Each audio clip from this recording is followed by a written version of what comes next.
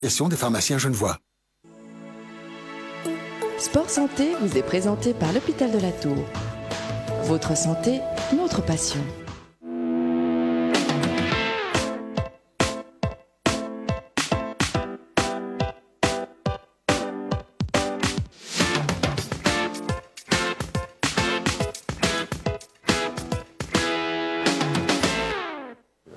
Salut à tous, bienvenue, merci d'être avec nous dans ce nouveau magazine Sport Santé. Aujourd'hui, on va s'intéresser au chondroprotecteur, une médication qui est là pour soulager l'arthrose. L'arthrose, vous allez le voir, qui touche beaucoup de sportifs à partir d'une quarantaine d'années. Avant de s'intéresser à ce chondroprotecteur, tout de suite éclaircissement et petit rappel sur ce qu'est l'arthrose en compagnie du docteur Jean-Luc Ziltener.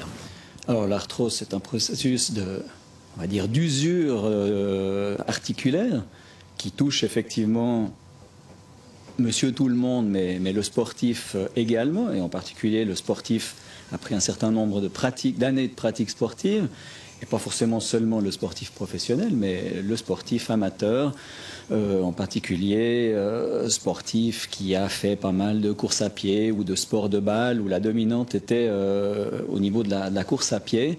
Et les impacts ou les micro-traumatismes répétés sur les hanches, les genoux, les chevilles sont évidemment des pourvoyeurs d'arthrose à moyen, long terme, à partir de la quarantaine, voire cinquantaine.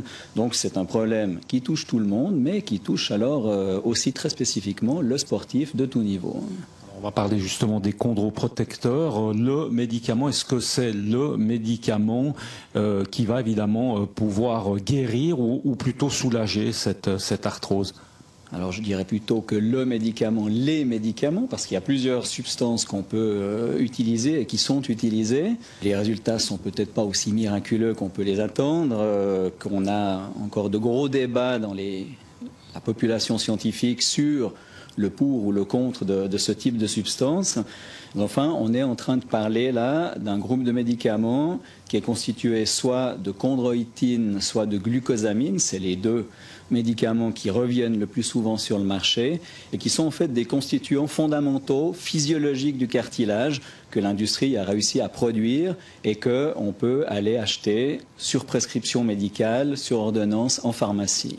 Alors on parle beaucoup souvent d'ailes de requin, on est en plein dedans? Oui, exactement, c'est ce qu'il y a de nombreuses années, on prenait du cartilage de requin parce qu'effectivement, il y a un peu de glucosamine dans ce cartilage de requin et puis on avait attribué quelques vertus positives sur justement le traitement entre guillemets de l'arthrose. Alors, je fais peut-être juste un tout petit aparté là.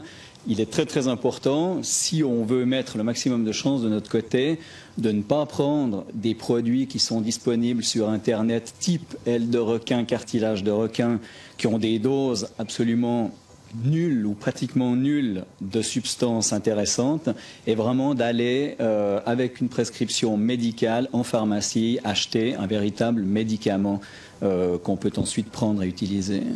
L'effet est sur toutes les articulations? Alors, a priori, l'effet est sur toutes les articulations, puisque c'est des médicaments qu'on va prendre par la bouche, sous forme orale, qui vont ensuite passer le tube digestif, la circulation et aller dans toutes les articulations. Alors, toutes les articulations ne sont probablement pas ou ne répondent pas de la même façon, ça on ne sait pas encore très bien. Tous les patients ou tous les sportifs ne répondent pas de la même façon. Il y aura des gens qui répondront beaucoup mieux que d'autres à ce type de produit. Et puis, il y a un problème de dose et de durée de traitement qui est important. Au niveau effet secondaire? Alors non, ça c'est évidemment le point très très positif de ce groupe de médicaments, c'est qu'il n'y a absolument aucun effet secondaire, aucune interaction médicamenteuse, et ils ont un profil, entre guillemets, comme on l'appelle, de sécurité qui est tout à fait bon.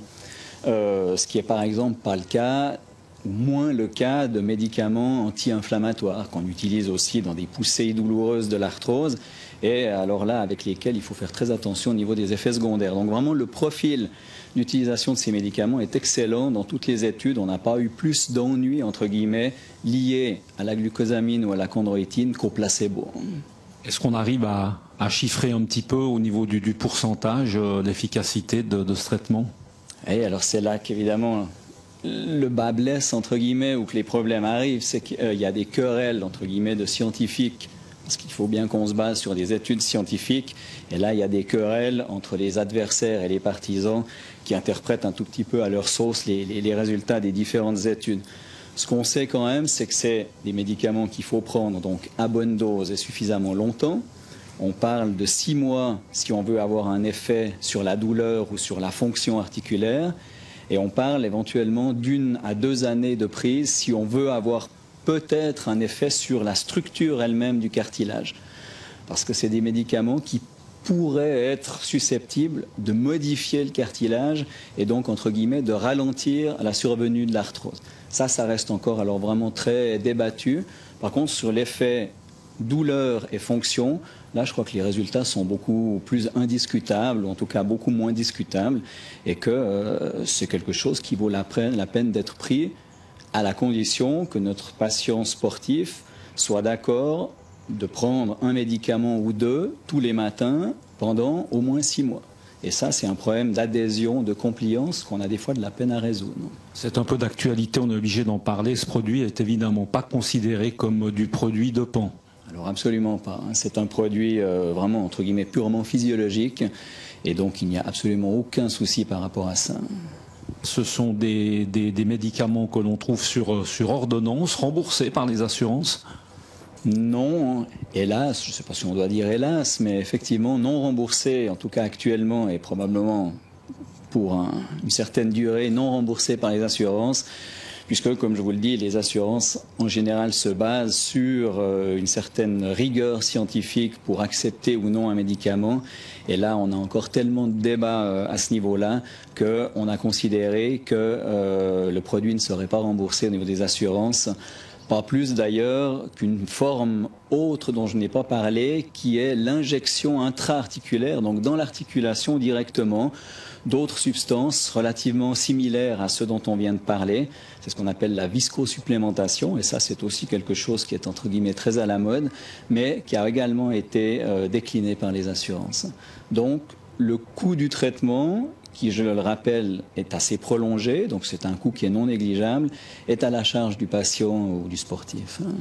Voilà, vous l'aurez compris, eh bien, si vous souffrez d'arthrose, tout espoir n'est pas perdu. Il faut absolument peut-être vous rendre au plus vite chez votre médecin traitant et ensuite à la pharmacie pour pouvoir acquérir ce fameux chondroprotecteur. On va se retrouver pour parler de sport et de santé le mois prochain. Excellente soirée, à bientôt. Ciao.